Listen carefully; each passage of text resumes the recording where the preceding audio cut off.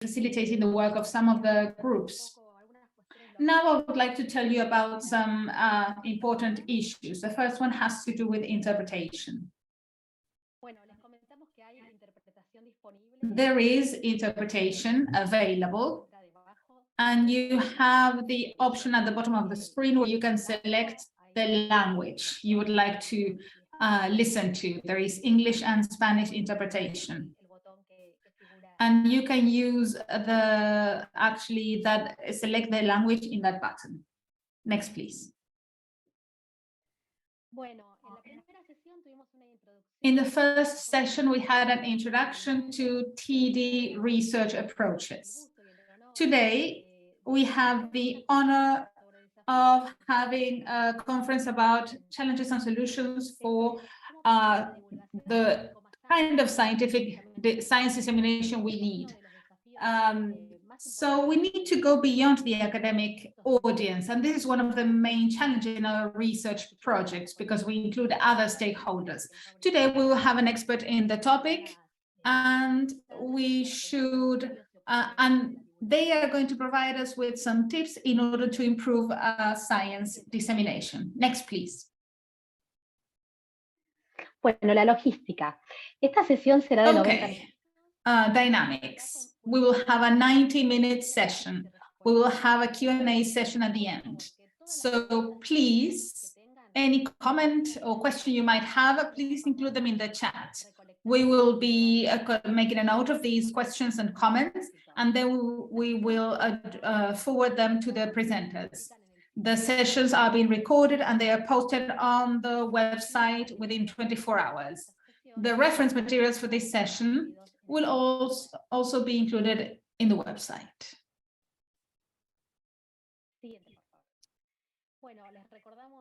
Well, please remember the course website. You can, of course, access the IAI website, the PAHO website, or also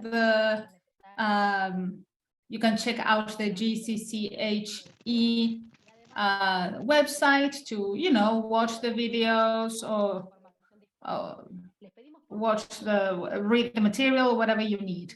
Please mute your mics and keep your cameras on so that everything is more dynamic and participatory. Next, please.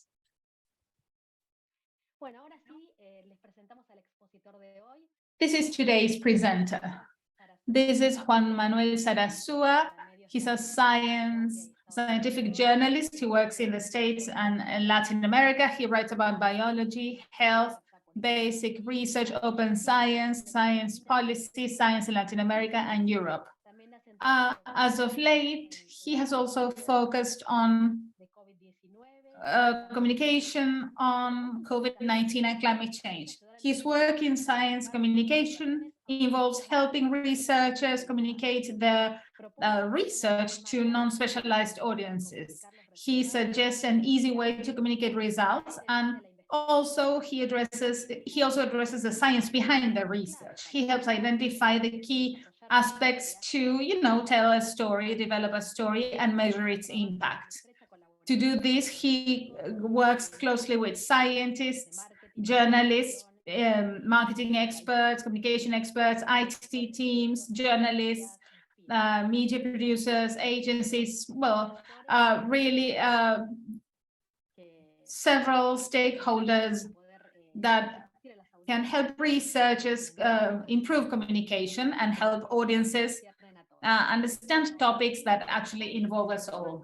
Well, Juan, welcome. I don't know if you go by Juan or Juan Manuel. Juan is fine. Juan Manuel is fine as well. Great. Thank you. Welcome. Thank you, Maria Inés.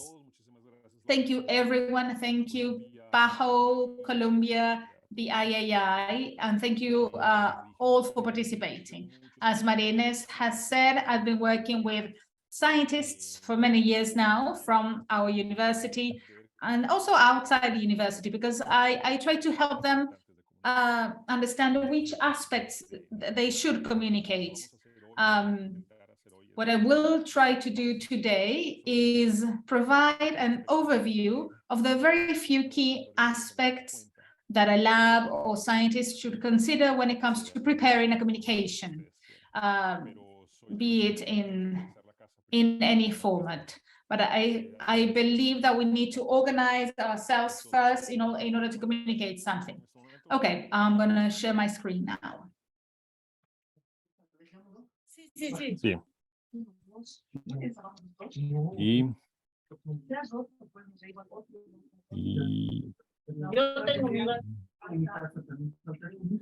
momento. Aquí está.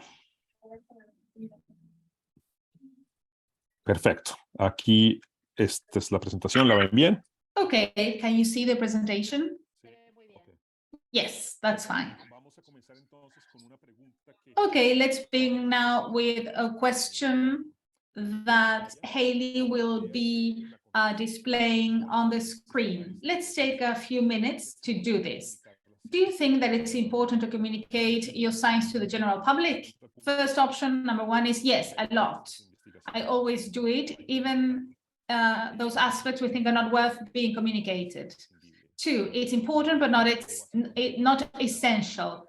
I must do it when there is a huge discovery or valuable news. Or three, and this is also valid, and I think this is what actually happens in my everyday life, which has changed a lot lately. But many people believe, and this is option three, that they can live without communicating science to the general public. And this can be justified as well. Maybe we can wait a few minutes and you can think it over. You can also include your comments in the chat, and then we can discuss them. This is available in English as well.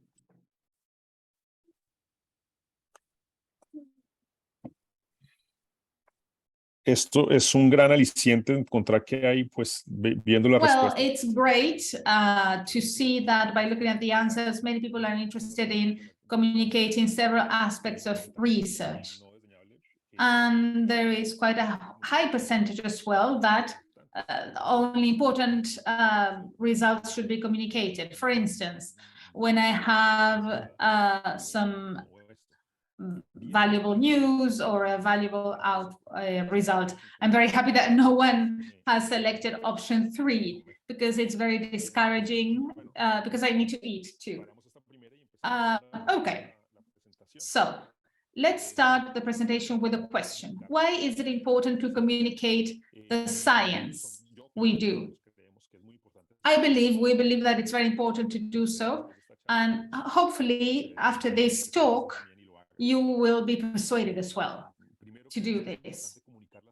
First of all, it's important to communicate science because it's a social responsibility. We need to explain and help people understand the information they read about, they see on television.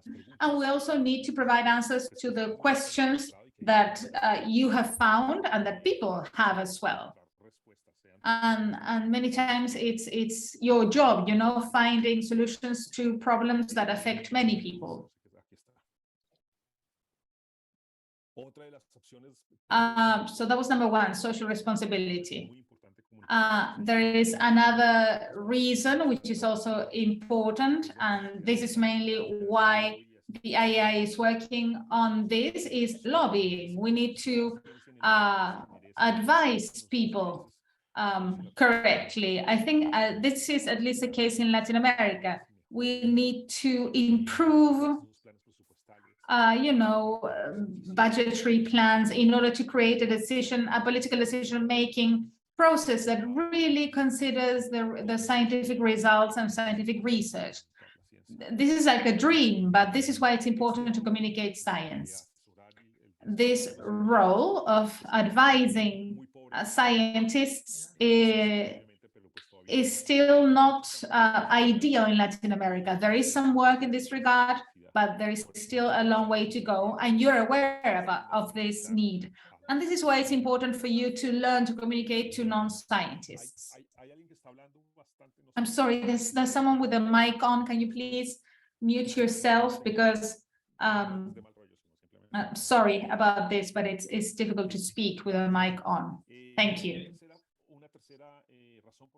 And there's a third reason why it's important to communicate science, justifying the use of taxpayers' money. And this is one of the main reasons. This alone should be a driver to boost communication in all your labs.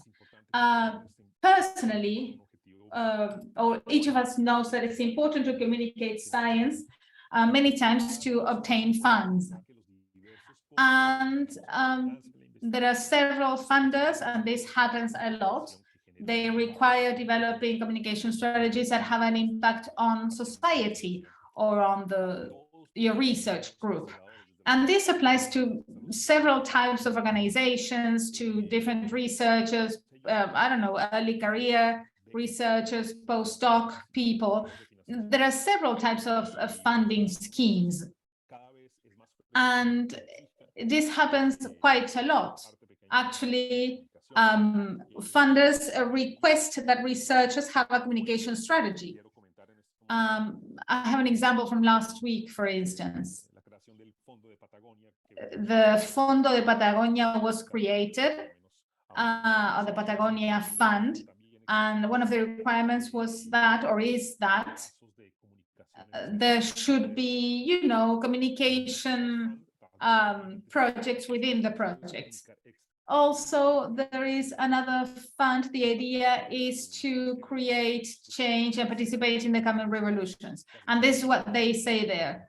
The Marie Curie actions, for instance, from the European Union for postdoc candidates, they have these requirements as well. And the Research Council also includes these requirements. So maybe it's not all the funders that require communication, but this will be the case in 5 years' time.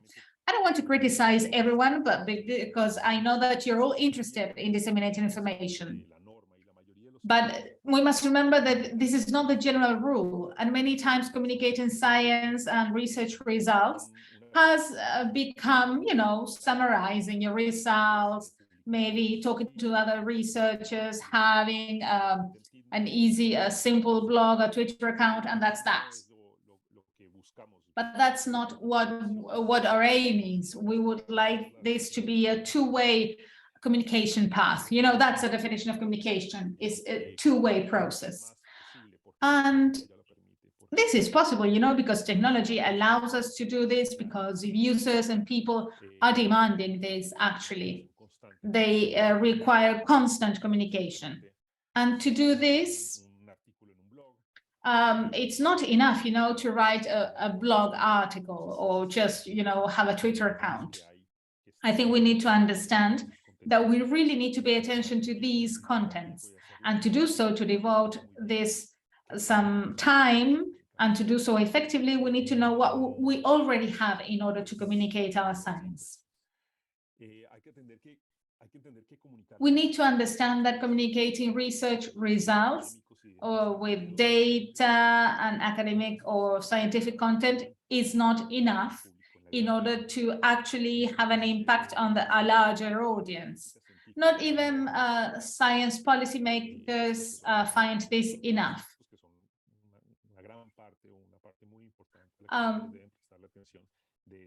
And this is quite important when it comes to paying attention to the larger audience. It seems to be an abstract idea, but they're also part of this public.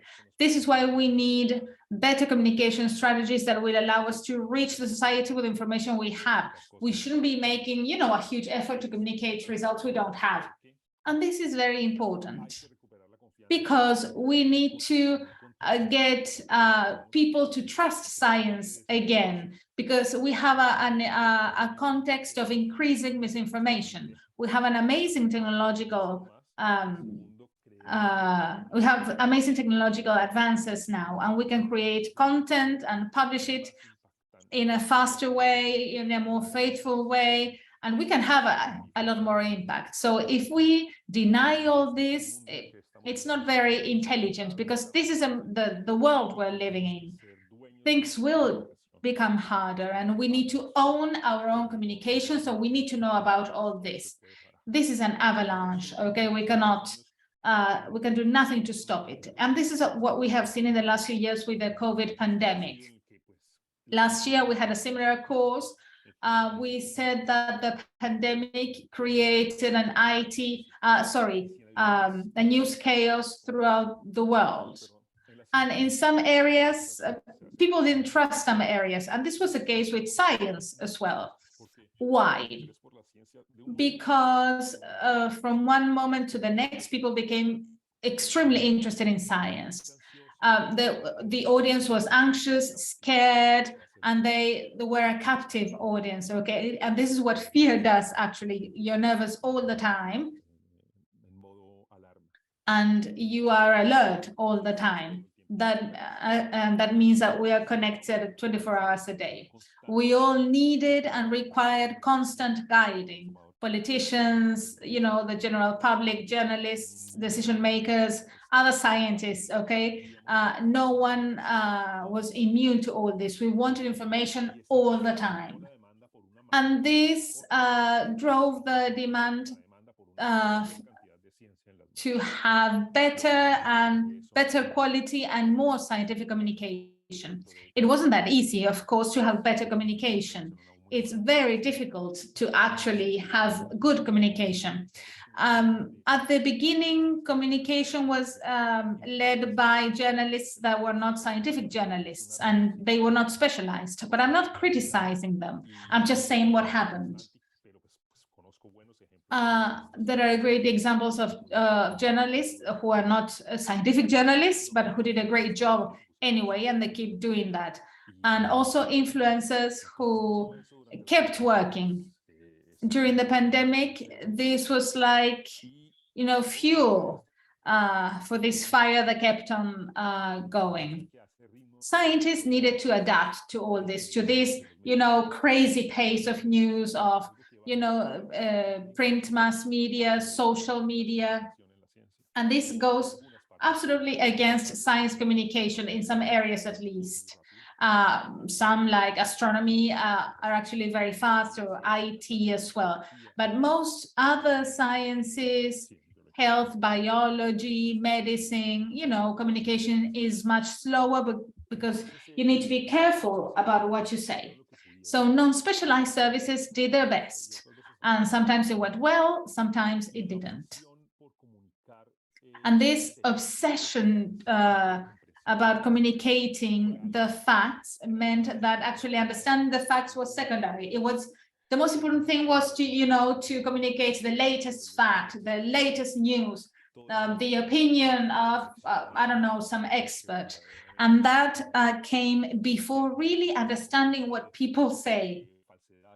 If we remember, if we add to this, social media, misinformation or fake news, and we need to check if something is true or not, the system is really problematic. The world needed professionals that needed to understand the problem, and they needed to know which data to share and which data not to share. This has weakened people's trust in science. So we need to work a lot harder to actually regain people's trust. Data are not enough. So we need to know how we do this.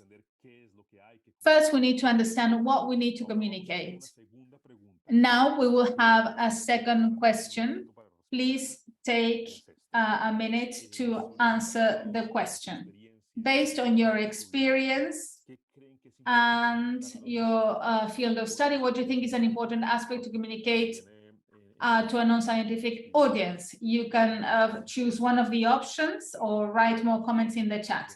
If you think it's just communicating the scientific result of an investigation, or you think that what matters is to explain what your area is about, or scientific area is about, what distinguishes it from other areas, or if you think that we need to communicate the impact on society locally, regionally, or globally.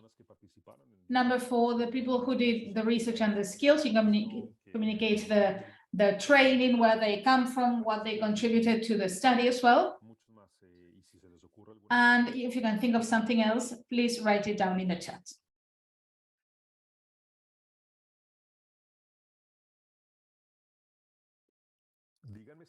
se me está entendiendo bien o voy muy rápido, voy muy lento, muy alto, muy bajo, si me muevo mucho. Excelente. Bueno, me alegro. Muy bien, entonces. Is too Perfecto. high or too low. All right, so you can see the answers here.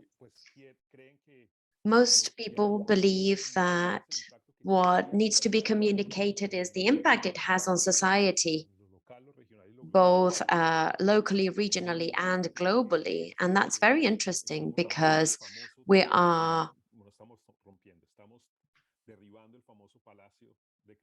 crumbling down the crystal tower that apparently, that supposedly scientists were in from the beginning of science hundreds of years ago, where science was an elite concept. And it's important that us scientists themselves know that we are part of reality of society and that we need to communicate it. What we do needs to be transferred to society. Sometimes it's not easy to find that impact, but well, that can be done over time with experience and with some things that I'm going to now describe. Let's move on.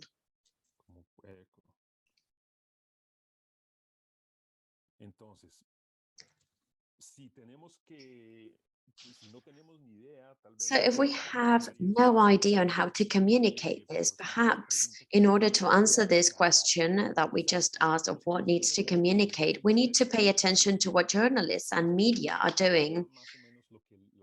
And there we can already have an idea of what people are interested in. And given that the consequences of climate change are many and it's becoming more and more part of our daily lives, climate change is an excellent opportunity to discover new spaces and communities for journalists and media, and to find out new stakeholders and new areas where we can find specialists that many people did not know about. Climate change is too vast and offers many opportunities for different media. And this is something that scientists haven't been able to do efficiently. For instance, they can make new solutions known, new answers, they can share new dimensions, they can also contribute within accurate information to the public discourse through exact data Y pertinentes a cada situación y lugar, y en formatos situation and place, and adopting different formats that can be adapted to different contexts around the world. So it's important that we offer this content that can be useful to scientists in this regard. Journalists can also aid scientists, which is to educate the public, the audience. And that's why the previous question was relevant on whether science, if you think that it's valuable to communicate science that you do, and this has an educational component to it that is very important, but maybe not everyone wants to be educated on what's going on in terms of science. And the last thing you can do is to drive actions. Perhaps we can have disadvantaged constituencies that are undergoing different issues such as disabilities. Well, scientists can make these realities known. They can drive actions that these communities have been doing for a long time, but which they haven't had the opportunity to make themselves visible. So this is the role that journalists and media could play if we understand that this is what they are trying to do. Perhaps that's what we could try to do as well, what we could offer them. So if we can identify what journalists and audiences need and are looking for, we can then choose the context that would adapt them to their needs better. And that is what we are looking for when we listen to what journalists and media are trying to communicate. So for this, we have 3 key points that would immediately help you in order to tell a story of what you're doing. So the 3 key issues or points here is data. We need to determine which aspect of research is important for the public, not for scientists themselves. We're now going to call it data. And this is very important because it will define what the audience will learn. It will also define the formats for communication and the means of communication chosen. The second key component is the local component, and we need to find a link between the social, political, economic links and needs of our audience. And that's the meaning of adapting it locally. And as many of you said, to measure the impact that we're doing with our research, who is being impacted, and to locate it somewhere, to provide a physical setting that could be recognized. We need to find those links that connect us to society. It could be geographical locations, historic locations, historical, economic, it could be social components, whatever you like. And the third key point is deciding the angle, the aspect of science that will help us to break through. And we could maybe discuss it from an ethical point of view, legal point of view, social point of view, any aspect of research that will help us tell this story. So this will help people identify that connection point with research. These angles might not have anything to do with research. They might just be a component that help us in communicating this investigation. If this is conducted in a given place, it could be communicated somewhere else. But of course, it will be more relevant to where this research was conducted in. There's a fourth component or key point that most don't have access to, and that is to work jointly with communication specialists. If you work with universities, sometimes they have a communications department, and I advise you strongly to work alongside them so that you can find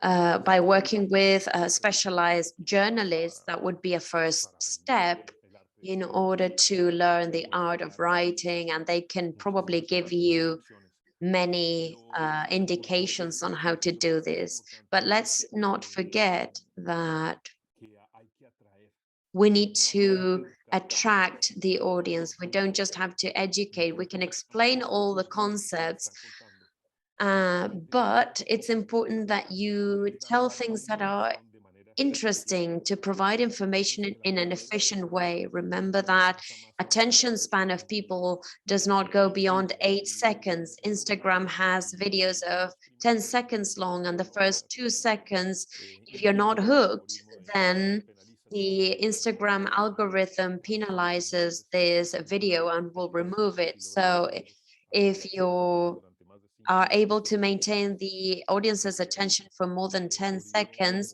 then the algorithm or the platform will allow this video to be more easily distributed, or even more.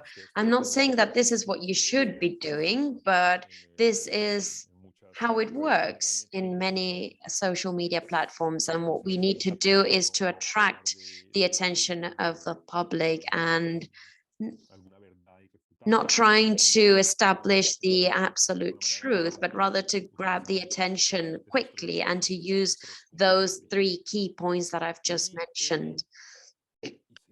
Ahora, por ejemplo, vamos. Let's move on. I'm going to provide an example of how research was put into practice with a piece of research that was conducted a few years ago. You can actually check this out. Omar De Feo is a researcher of the Marine Institute of Aguas Dulces in Uruguay, and he speaks about the loss of habitats due to human intervention, which is a coast stress, and that's data in itself, the stress that coasts undergo. This was conducted both in Uruguay and in Mexico, and the angle that was chosen was the economic impact that this had, but the ecological and political components were also analyzed. And towards the end, they worked with an advisor and a journalist who worked alongside them, but the text itself was drafted by the scientists. And then finally, it was published, the impact that it had was published in both newspapers, Tal Cual and Folha de Sao Paulo, that was written alongside a researcher that was ended up being in one of the most important newspapers in Brazil and Tal Cual in Venezuela. If you manage to have a text that finds common ground with societies and that can have greater impact, then of course it will be much more successful.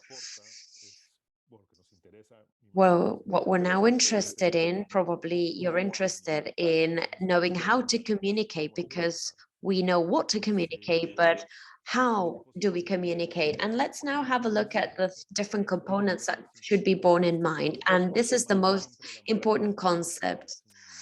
And this is something that still applies to identify the audience and define objectives. We need to identify who we are directing, who we are targeting. And within our labs, we need to decide what we want to communicate, what the objectives of these communication are. So these could be the different components that we should be looking for. As objectives, we might want to increase our funding. We might want to lobby and get more support from politicians and in public institutions, or we might want to have more availability of public monies.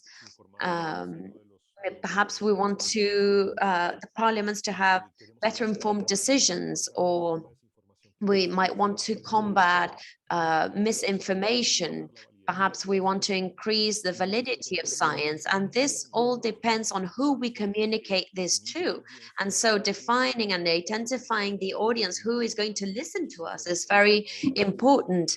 It can be decision makers, private investors, and different public funding organizations. It can be the general public, can be the educational sector as well. We can also target school teachers from our region. We might want to communicate the potential changes to employees or even other scientists from unrelated areas of research. Many a time the order, well, what do we pick first, the objective or the audience? Well, sometimes this is reversed and we have to work in a reverse fashion, but this does not really change the result. We need to work on both aspects, and then we'll create the link between these two.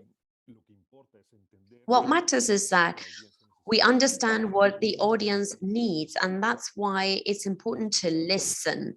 And to listen goes alongside speaking and communicating. We need to speak adequately. So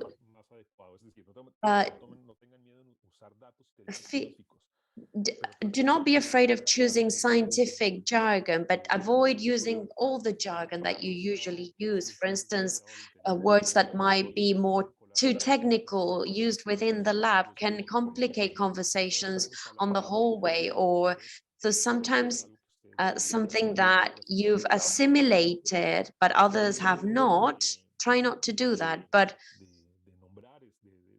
feel free to mention some key words that are more technical, that are related to methods or similar. So our starting point is that even a layperson is not silly. And so if they have an interest on this, they will ask. You also need to make sure that what is being said is accurate. That is to say that we should think before we speak. And This is the ethical component of citing the sources. It can be a text, an audio, a picture, but this is very important. And then find the angle that connects you to the audience, and then work first on the content and then work on the story that will be telling this content. Be authentic, be honest, be straightforward, be simple. And of course, be aware of your weaknesses. Don't beat about the bush. Don't exaggerate. You can use suspense, humor. You can use analogies that will allow the audience to be surprised and say things that most people will not know about. Outside a lab, most people are not aware of what we do. Trivial data or fun facts, such as animals that are used within the lab, maybe people are not aware of, the majority of people are not aware of it. So the idea is to take people to places where they haven't been before. Al sitio donde ustedes son los And you cracks. can lead them somewhere where you are seen as the heroes, and what could be obvious for you might not be obvious for the rest of the public. So after this, understand that a good title is very important. So Atractivo de nuevo. try No to tiene que find ser a headline that will be doesn't need to be perfect or directly reflect the piece of research, but should be attractive. Of course, it should be linked to it, but it should be creative. And then there's a third step of taking the initiative. In countries such as ours in Latin America, we have the support of institutions, and so we need to plan. The tools available are scarce, and that's why we need to make sure that we find the way to get in touch with the regulars, such as communication departments from universities, specialized journalists that you might already know, news agencies or broadcasting centers. Usually every country has one. And so if by any chance you're part of an association or a national agency for scientific communication, get in touch with them. There's always a few media communications that are more interested in science, or politicians with a specific interest. Get in touch with them. And if none of this works, then you have to take over the issue of communication and become the content creators. If what you have available in your lab is not enough, then you can create collaboration networks with other stakeholders.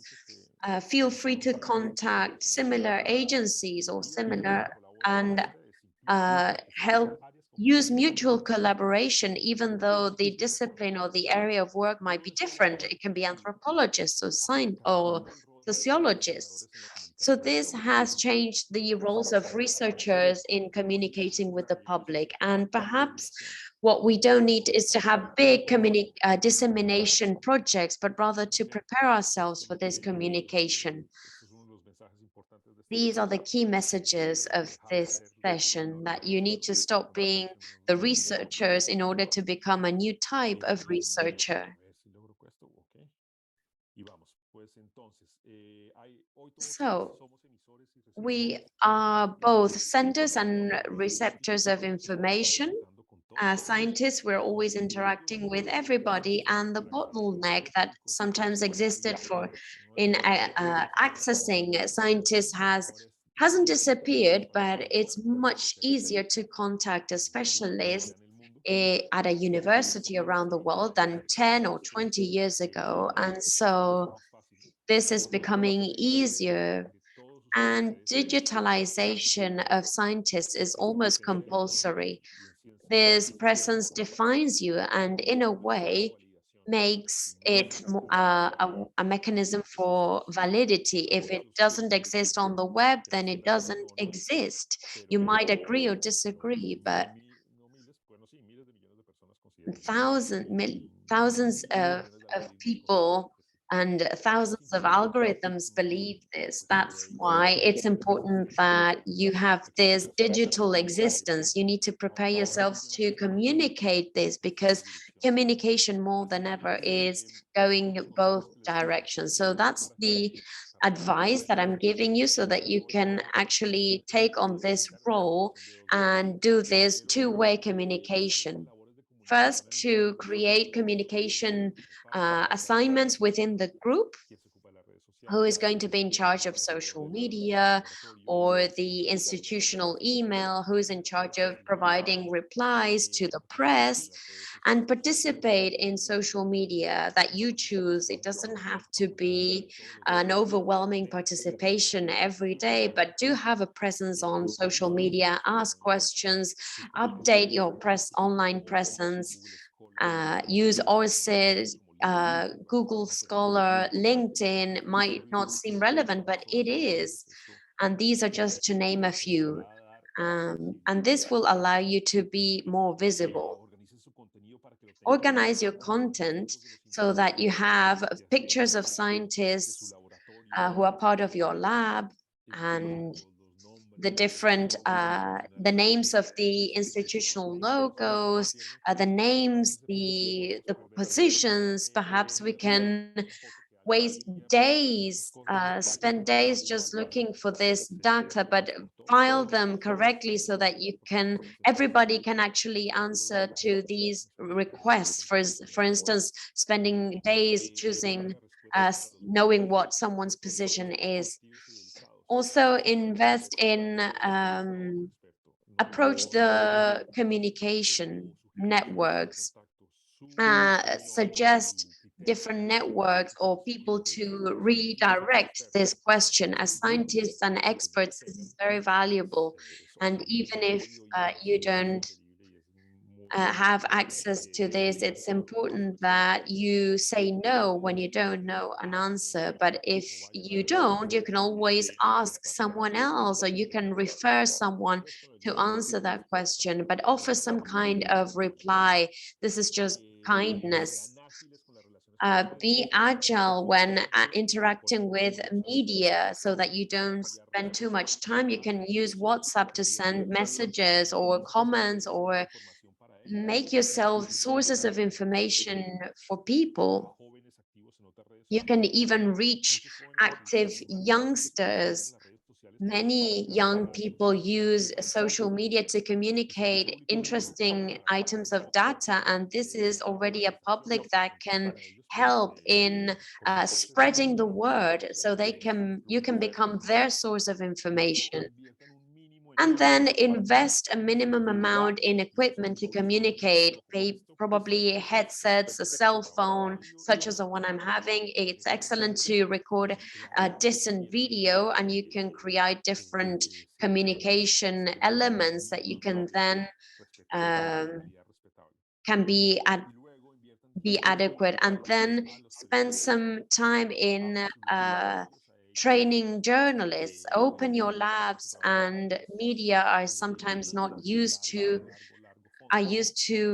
working in the long run, and information on climate change can become very complicated. We need time to understand certain concepts and terminology, and media does not work with these times. Immediacy is the most important aspect, and so unless it's a catastrophe or an emergency, we always start with the wrong foot. But if we understand that this urgency exists and we are aware of it, then of course we can find a solution. That's why these journalists who are not specialized journalists, perhaps they have an interest in science, you can train them, you can give them advice, and they can be invited to know your reality. Podemos enfocarnos en crear contenidos. Then we can focus on creating contents and attractive formats. So first of all, let's pay attention to all this, and then we can, think big, and we can, go National Geographic and create amazing infographics, etc. But I think that we really need to be more efficient and faster so that we can then create interesting content. For instance, Climate Missions is a climate outreach. Climate Visuals is a climate outreach project created something like 15 years ago. And here you can find climate-related images. And these are open source and free images. And they have a Creative Commons license, I think. And this is, a reliable source of images and that have been, created for journalists and scientists. So you can actually work with this network, or maybe if you have images, maybe you can create your own photo gallery on Flickr, saying that it's Creative Commons so that people get to know it. And always you can ask people, of course, to credit the image as you wish.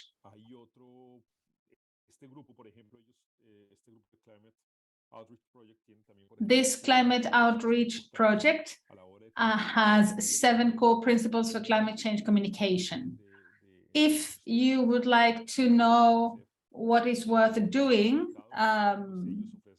or what you can communicate from your science, let's say, they suggest 7 core principles for doing this. So first of all, show real people, also show climate change causes at scale, at a smaller scale, how a certain community has suffered or whatever. Also understand your audience. Tell new stories, stories that were left behind because other stories surpassed them, etc.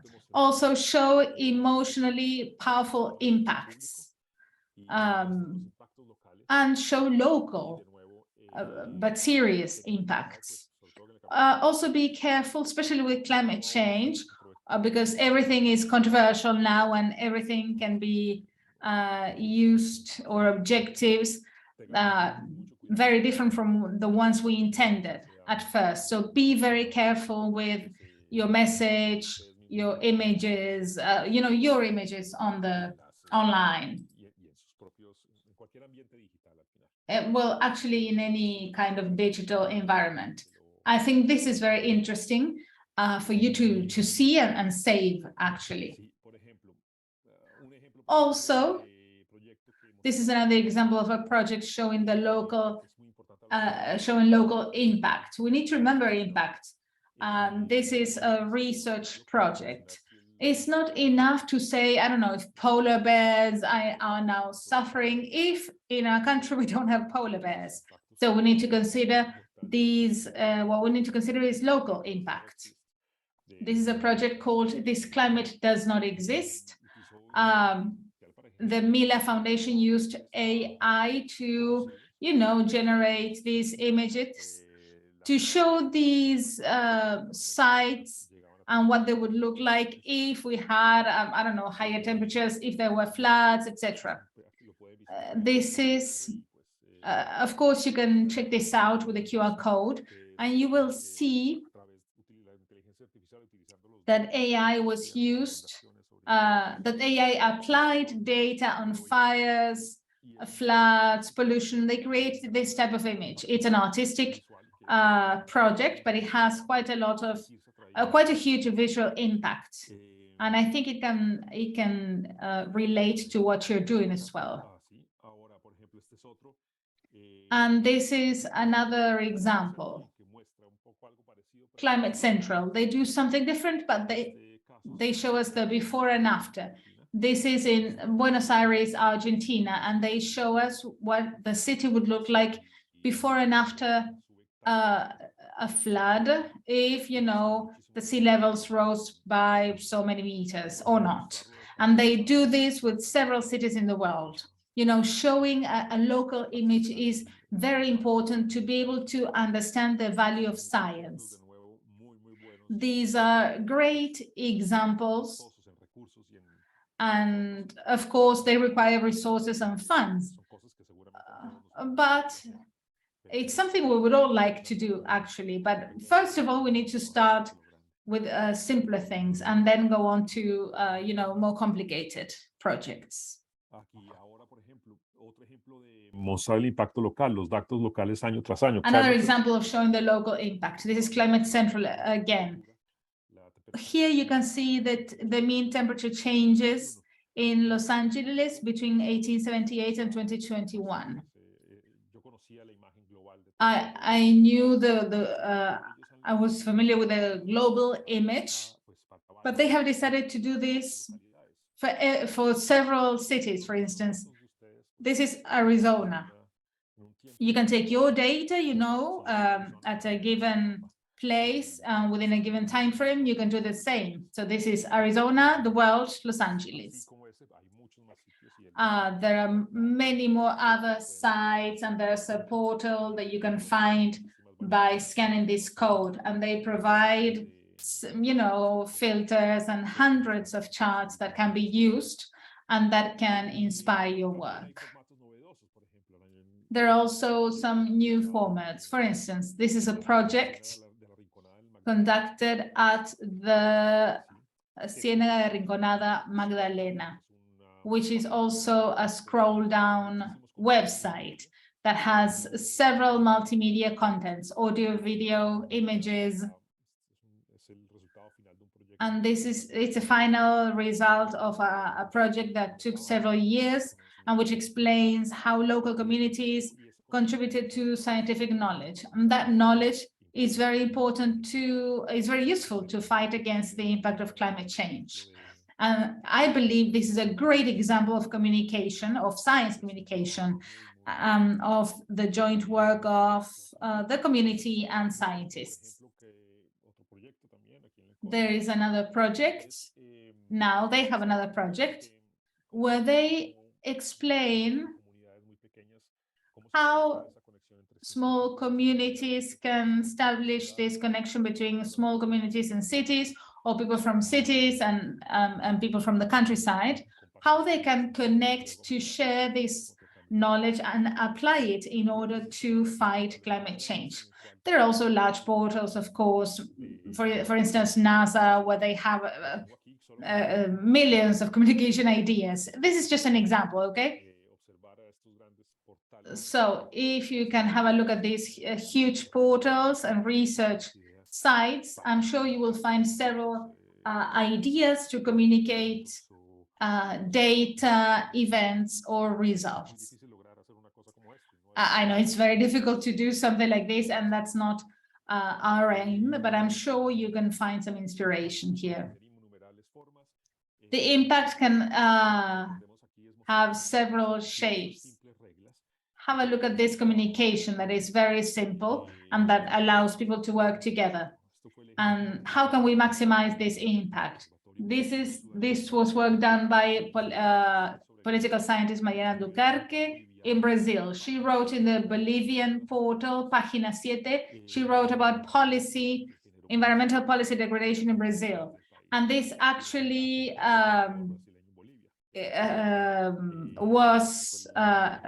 got the reaction of the Brazilian government.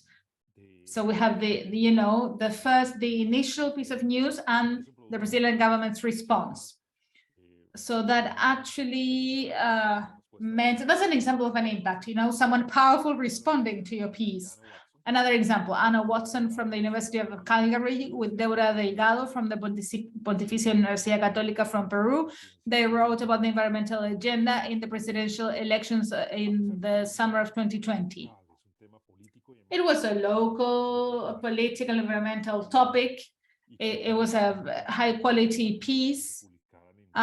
So actually the piece was then republished in Ecuador, Brazil, and Uruguay. So it reached an amazing audience.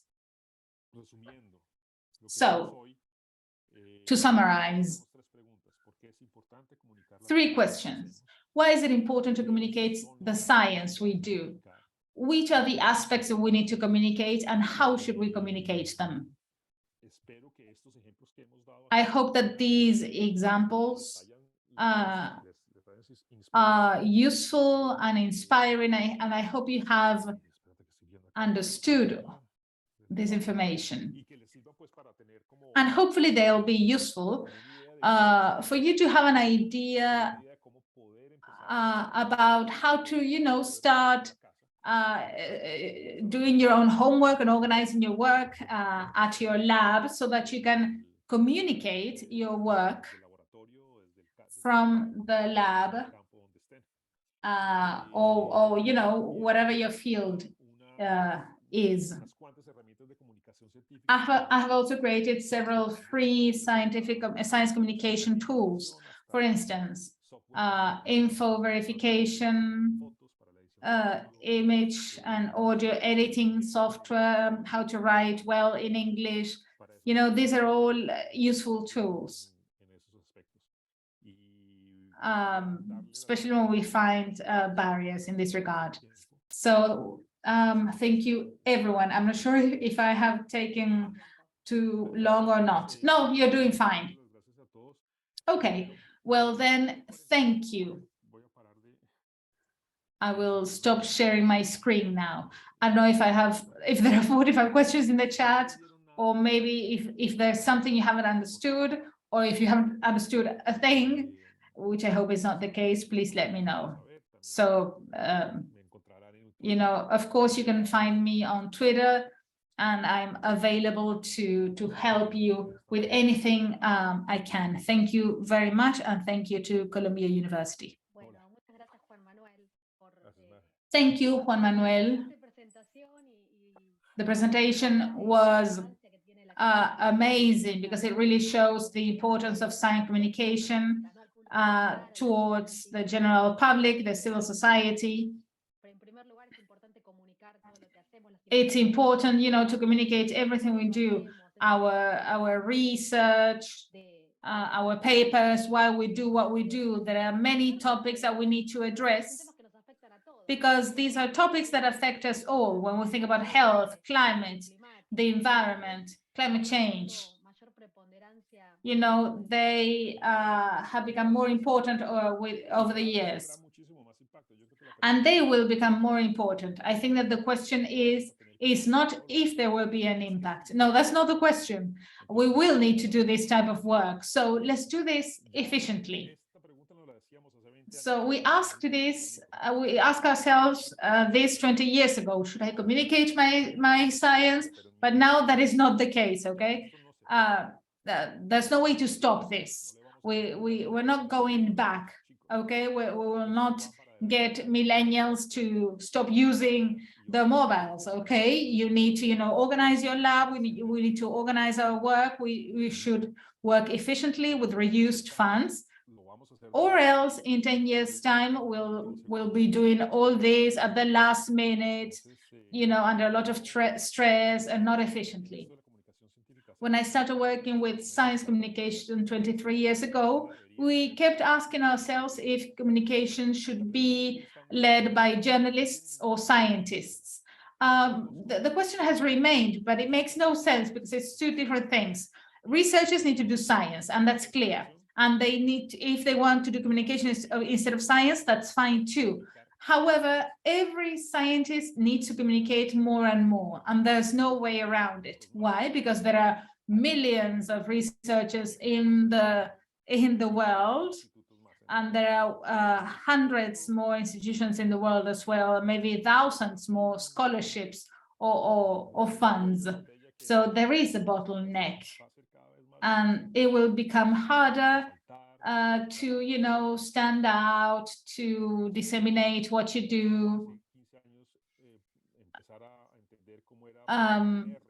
It's like when we started to learn how to program with Python or with R. And nowadays there are, I don't know, physicians who are programming, So maybe you like it or not. But everything points to the fact that that's where we're going. So, and if we don't communicate, and we are in science, we are teachers, but if we don't do this, maybe, someone else will. So it's better if we do it from the areas where we create knowledge, especially by including the civil society in these processes when it comes to knowledge production. Someone said in the chat, it's not just about communication or educating, it's about, involving the population. Yes, several years ago, there was something I said, I don't want to say it again, but I said, when Twitter first started, I said that the best thing we can do now to communicate is to stay silent, because there was so much noise that if we're going to listen to everyone, if I need to, give my opinion about everything, it's a problem. I didn't want to speak at that time. But now, this is, an ocean of information. And if those of us who know about these things don't speak, it's a problem, okay? It's because we will get an AI speaking for us. So not speaking, I think it's a bit of a cowardly decision. I think we need to talk. And now more than ever, we do have the tools to do so in a very clear way. Yes, of course. Well, there are very questions from the participants. So let's begin with the first question. What are we still missing regarding communication when we understand what authorities need? And this is asked by Jorge Osvaldo Linares Huarzacha. I think what's missing is trying to place scientific information in a specific place and time. For instance, climate change does not provide answers right away or quick answers. These are questions.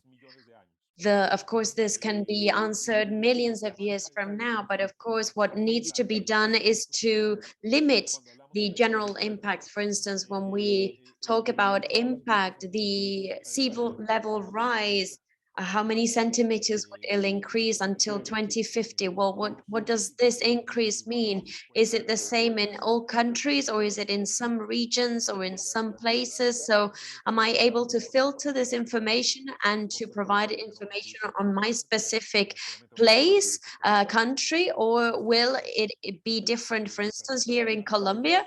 So trying to explain these subtleties, it's important. There are many messages that are used invariably by politicians and scientists that lead to even more questions that society asks. For instance, whether the level sea rise will be 50 centimeters. Well, in general terms, it will increase by 50 centimeters, in others 2 meters, in others less. So explaining those small differences and then trying to explain it for each specific context is what provides a more urgent response, because politicians from Colombia taken from California are useful, but of course the impact would be even higher if the data is specifically on the Pacific Manglar. So perhaps it's too much to ask, but if we have this information, or if there is a link or a connection I can establish with someone, why not?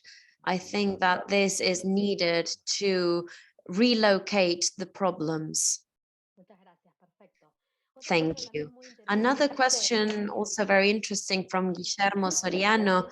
Are there measurements on citizen trust in science in Latin America and on media? How does this impact the strategy to communicate science? And Linares Vega also asks, could you provide an example on how to assess the impact of our communication? Well, regarding the first question, it's extremely important to know. I don't know if this exists, but Spain is the Spanish-speaking country that has developed more programs in this regard. Perhaps I'm just saying nonsense with this, but I know the Spanish example more closely. Every year they issue a report on how society sees science, how it views science, and the trust they have in science. What media platforms do they use to get informed? How do they check the information? I know that Colombia has this as well, a report that is not programmed to be issued annually.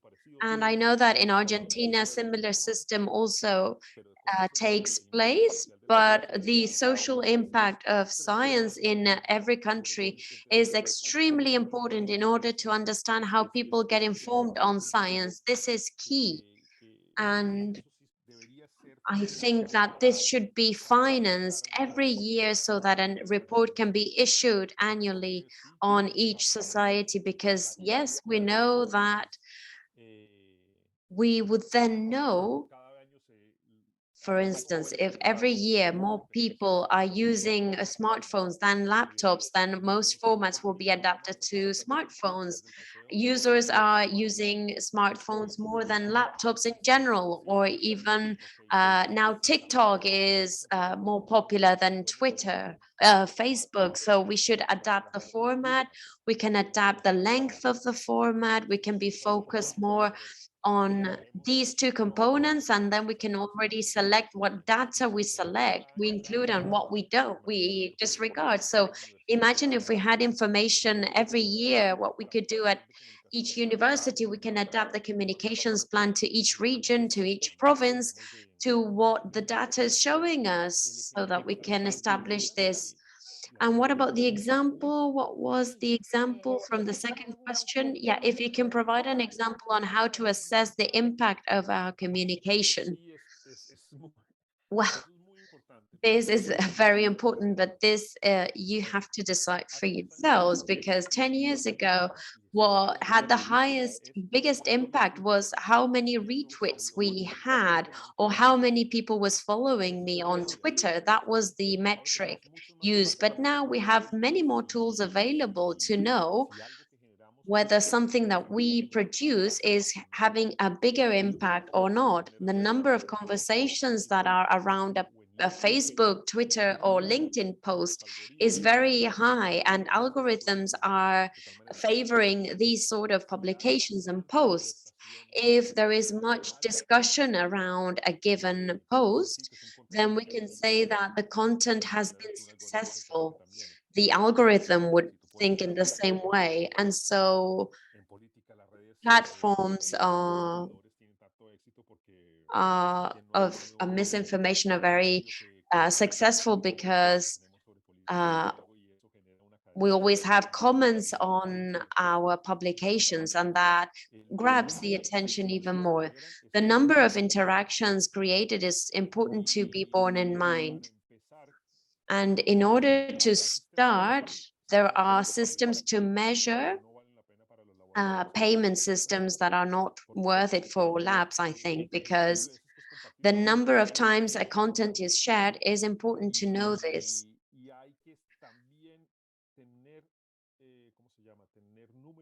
And also to have statistics or numbers on how much did it cost for me to create that content. It would be very useful if we could understand how much we've spent on creating a given content. And for the lab, that's very useful, because if this creates this amount of interactions, then we can create this type of content within our group. If a website such as the one of the example I gave you, it has had a great impact, but we can do this only a few times. So how to measure impact has to help us decide which content we design, and the type of content that will be more efficient given our characteristics. We're not Steven Spielberg ourselves, and we're not video makers. I'm not an expert on audio either, audio visual, but if someone is very good at Twitter, then, well, that's great. And then other people can be very good at designing infographics. That's an excellent presentation model.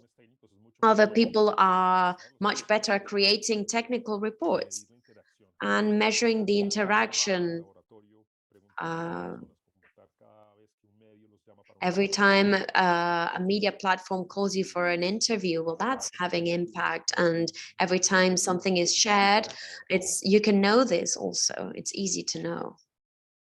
Perfecto, muchas gracias. Excellent, thank you. Well, we have more questions. There's another question from Guillermo Barrenechea.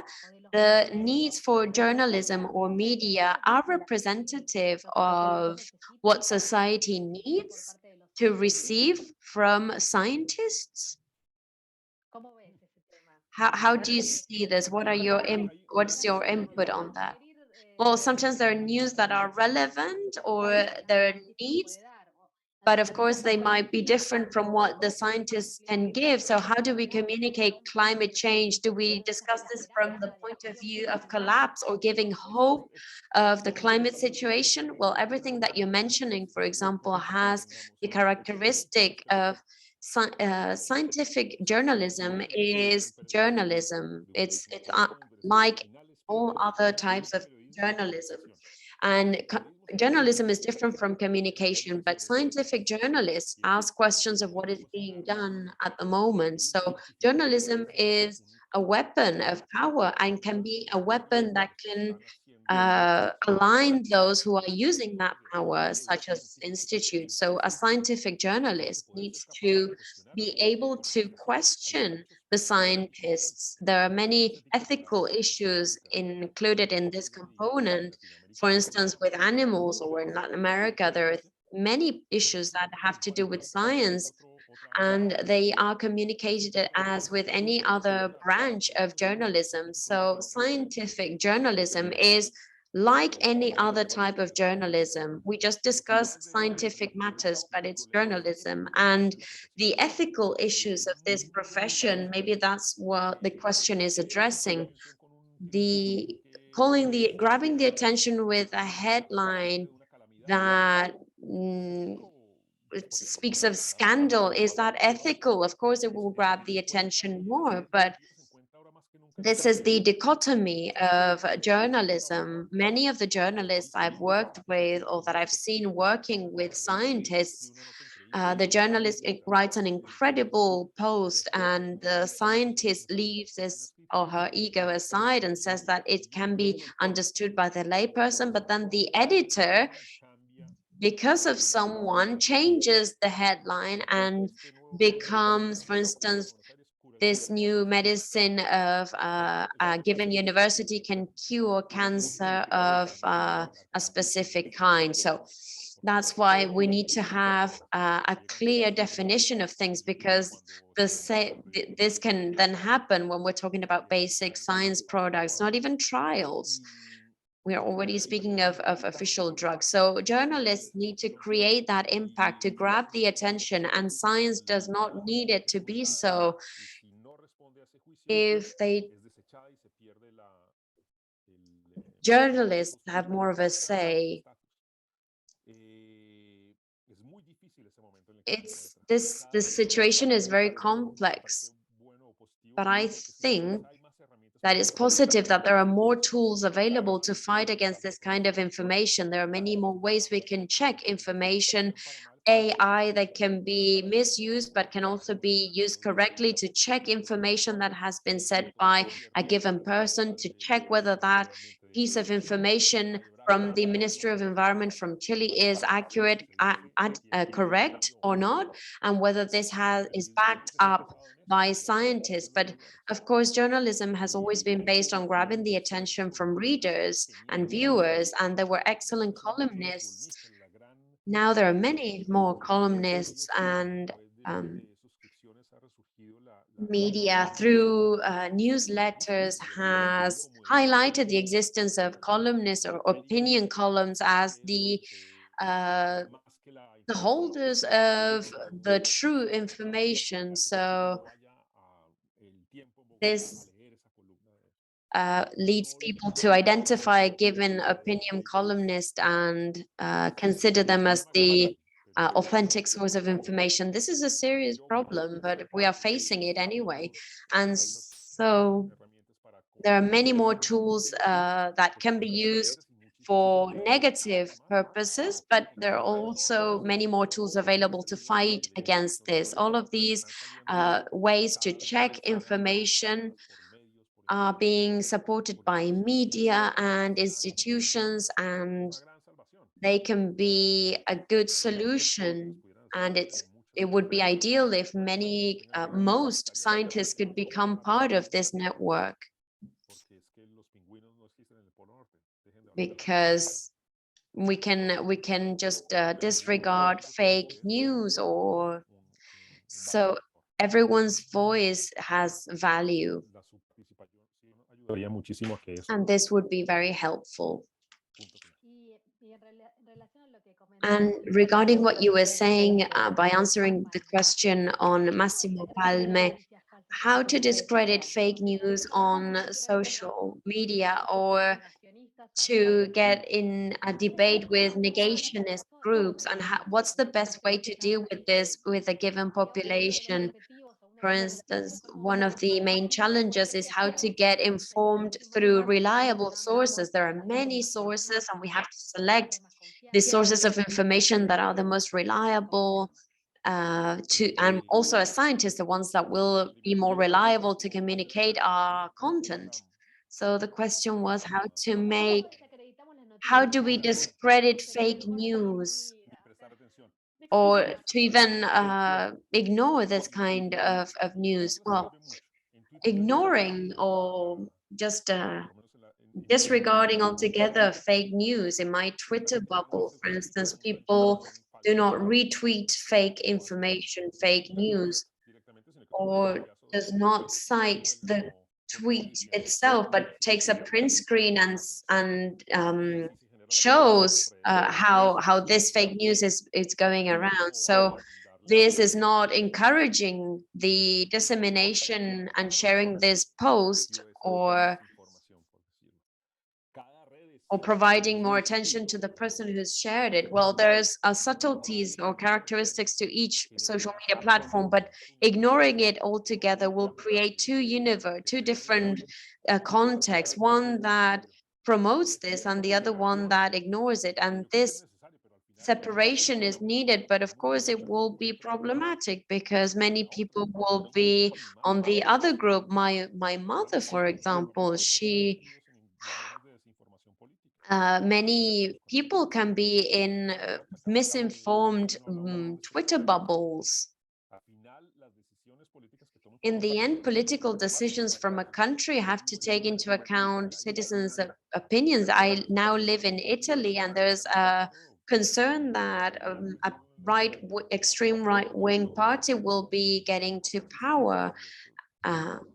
I'm not sure whether it's a wise call to segregate those who say this, because they're part of society. And so there are methods to know that for each platform we make less noise, and this can be done on Twitter. But at the end of the day, we need to be empathetic and develop tools that can be empathetic for those who do not think in the same way as we do, not just in a digital universe, but also in a public library. If there is someone who considers this to be a hoax, then we also need to listen, because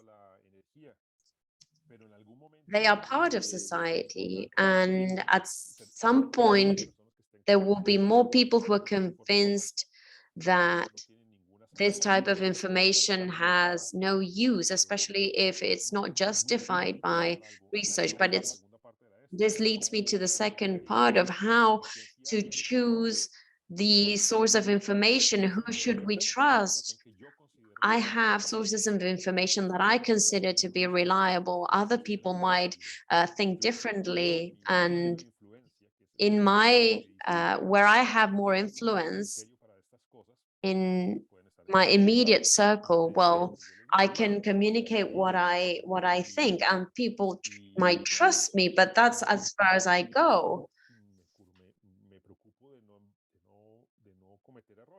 And I try not to make mistakes, so that what I say has truth behind it. And if I am not sure about something, then I just don't say it so that people can continue to rely on me as a source of information. Because if they trust me, then they will believe in what I say. And the ethical component always brings us back to this. We all have the job of understanding that we are scientists, but we're not superior to anybody, and our status can actually be removed. We can lose this because of a mistake that we make, but we also need to be careful with what we say and make sure that we remain silent when we're not sure, to manage our sources and to create that trust, and that we can maintain it over time so that we continue to grow in this sense. I don't need to recruit anybody or have followers, because I don't need to attract an audience. I just need to communicate what is truthful, and I need to disseminate data that is accurate. And then people will decide on whether they trust me. And this takes much time. This can take years to build. But if we've been working in this way for decades, then, well, that will be the result. And depending on how many mistakes we make along the way. Apologies about my curse word, but sometimes that's just the way it goes. So we have a few minutes left.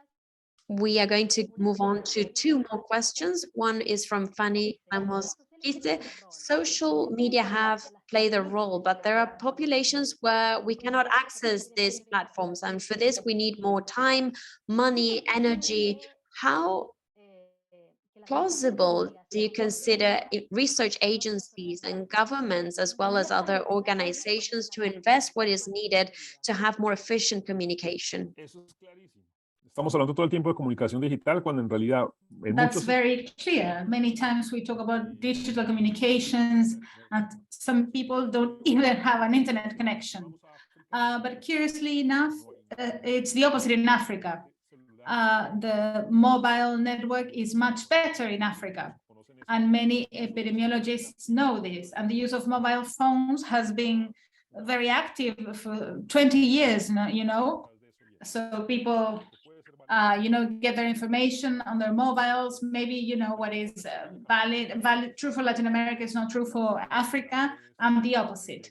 And maybe this can change in the next few years. The connection can change, and people can have access to this type of information.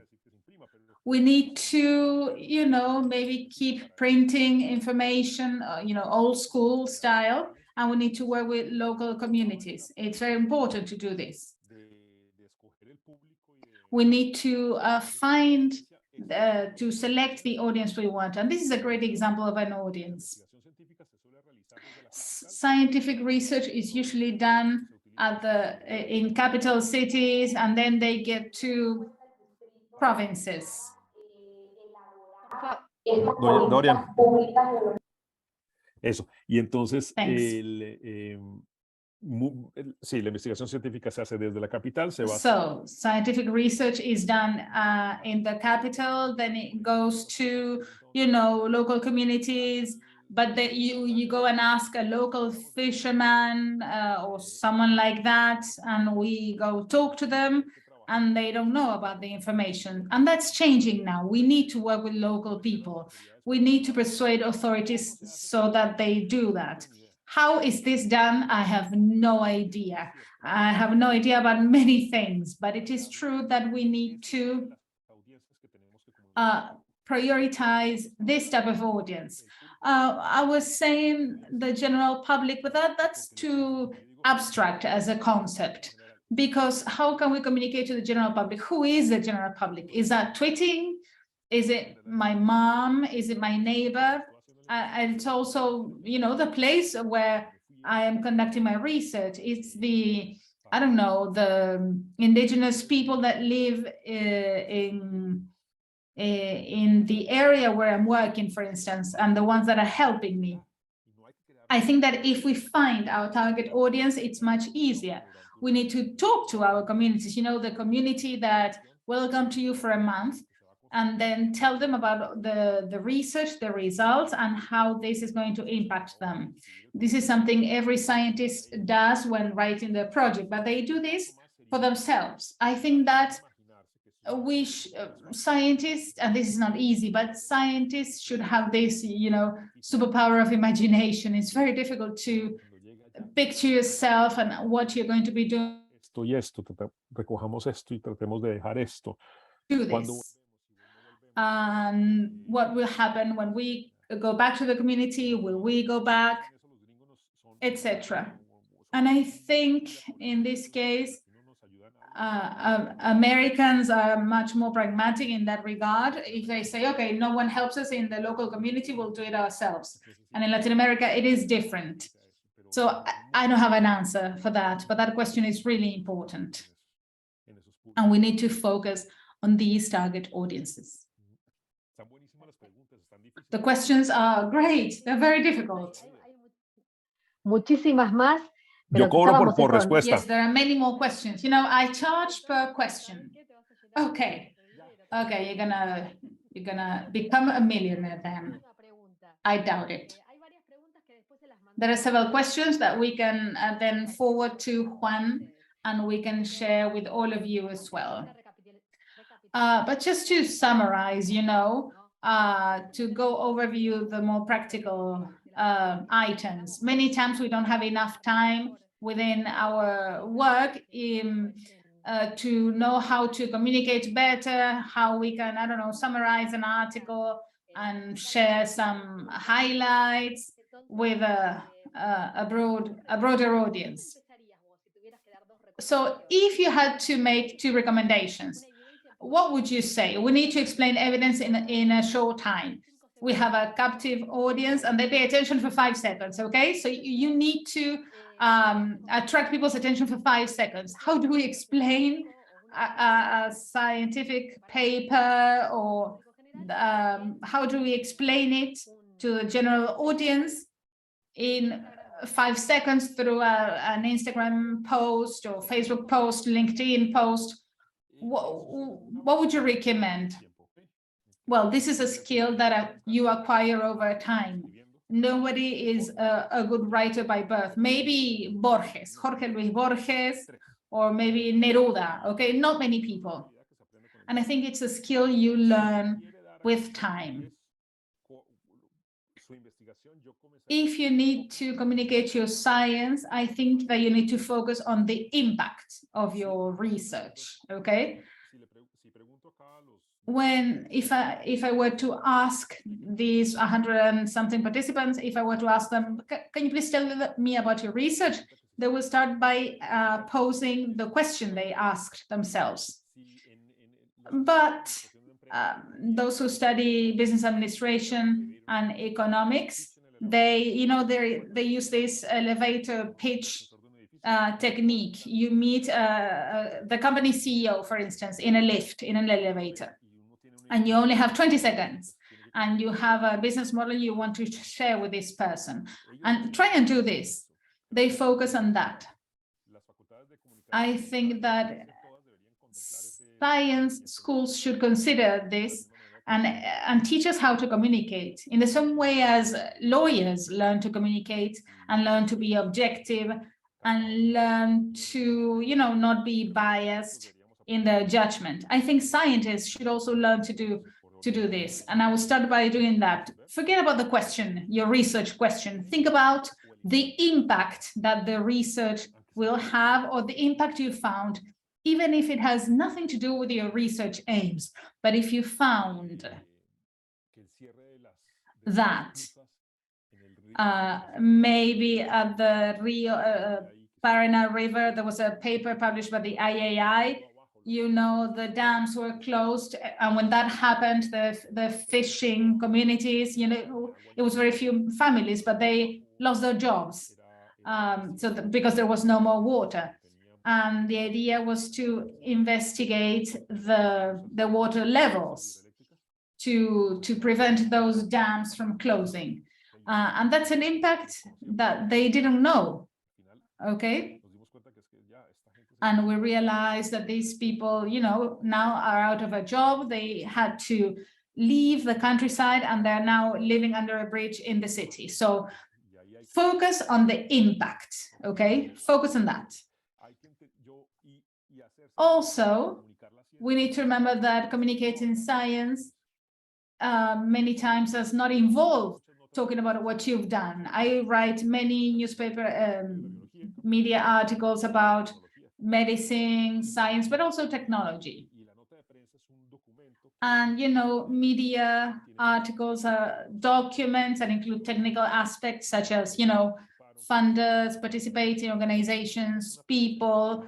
Many times this is not included in a newspaper article, but I need to include them in this case. So to do this, I need to, tell a different story, and it doesn't focus on the research. Maybe it's something parallel. I don't know, someone who died during the research. Maybe there was mercury intoxication because they were, I don't know, doing something with the lands and the crops, or whatever. I think that those stories, is not that they call people's attention, but they do have an impact. And I think it's very important to really focus on that and rethink it.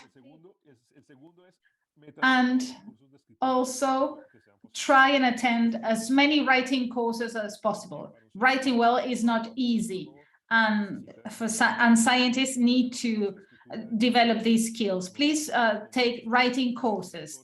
Many PhDs and doctors write very poorly, okay? It's not a skill we are trained in, okay? Many people start university and they think they know how to write, and they don't. We're not good writers. I'm not a good writer, and I've been doing this for 20 years. I'm now better, but if possible, attend a writing course. If writing is not your thing, maybe attend a speaking course so that you can have, a decent podcast, for instance. If you prefer video materials, may attend a course on how to make video materials. Well, Juan Manuel, we have run out of time. Please share your Twitter with us. Juan Sarasua. Juan Sarasua, yes, I'll include this here in the chat. Yes, so that we can all follow you. Thank you so much for this amazing lesson. It was an amazing presentation, and hopefully we'll keep talking to you in the future about these relevant topics. I love doing this type of thing, and hopefully I'll be able to help you in the future as well. And this is my Twitter. Thank you, everyone. We'll meet again on Tuesday when we have the next session. Have a great weekend. Thank you, Juan Manuel. Bye. Thank you, everyone. Bye-bye.